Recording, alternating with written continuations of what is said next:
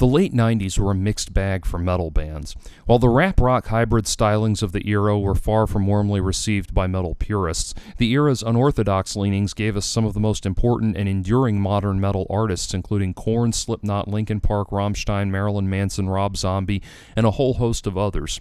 Still, many other promising artists were here and gone in the blink of an eye. One of the brighter flashes in the late 90s one-hit wonder pan was Powerman 5000.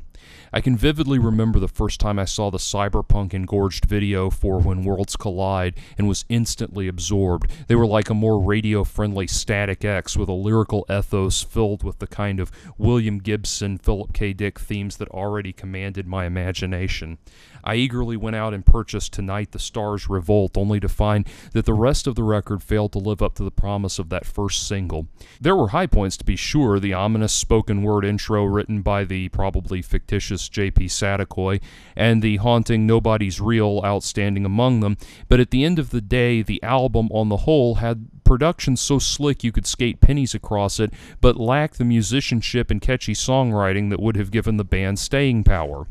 I lost track of Powerman 5000 after that, and it wasn't until I chanced upon their covers album, 2011's Copies, Clones, and Replicants, which was a surprisingly cohesive, well-played set of tributes to the likes of David Bowie, Van Halen, Twisted Sister, and many others.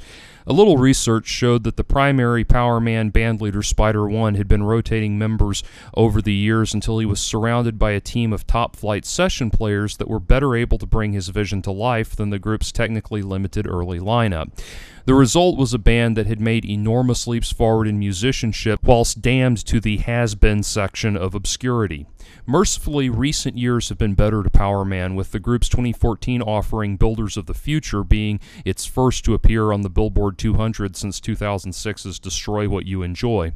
In addition to a more technically proficient lineup, I chalk up the group's recent resurgence to the toppling of the old guard of the record industry. No longer do monolithic record companies determine the tastes of the ignorant masses, and as such, bands are more free to evolve in their own way and to accrue a more natural, sincere fan base. Powerman 5000 has definitely benefited from just that, and it's in this more creative headspace that we are richly rewarded with the band's 11th album, New Wave. Simply put, New Wave is to industrial metal what 24 Karat Magic is to R&B, an endlessly listenable collection of tracks that feels like biting into a rack of fall-off-the-bone ribs. The first three tracks blow by in a whirling rush of industrial metal abandon, but each boasts their own identity. Opening track, Footsteps and Voices, sports a juggalo-pleasing redneck rap verse and raging hook, while Hostage carries the kind of German dancehall groove adored by Marilyn Manson and KMFDM. And third track, Sid Vicious in a Dress, is so infectious it ought to be studied by the CDC. All three tracks are solid representations of the Powerman sound, but it's the next cut, the brashly titled David fucking Bowie, that shows the group's newly expanded abilities, at the center of which is Spider One's rich, melodic baritone that calls comparison to Robert Smith as well as, well, David fucking Bowie. It's the fifth and sixth tracks, however, that are the most surprising. Cult Leader is an endlessly melodic, eternally catchy piece of power punk that draws heavily from Cheap Trick. No White Flags is an honest-to-God ballad with the kind of powerhouse vocal technique that would make modern metal vocal masters like Corey Taylor and David Draymond proud. The rest of the album follows suit, with only the J-pop-influenced closer Run for Your Life showing the slightest hint of strain.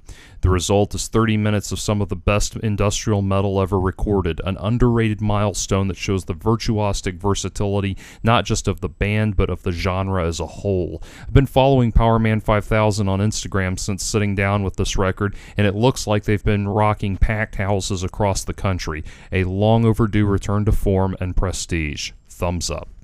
If you enjoyed this commentary, please help me continue to bring you more content by making a donation to patreon.com/JordanOwen42. Your contribution will help me turn this channel into a hub of libertarian pop culture discussion and current events commentary. Thank you for listening, and as always, please hit the subscribe button if you haven't already.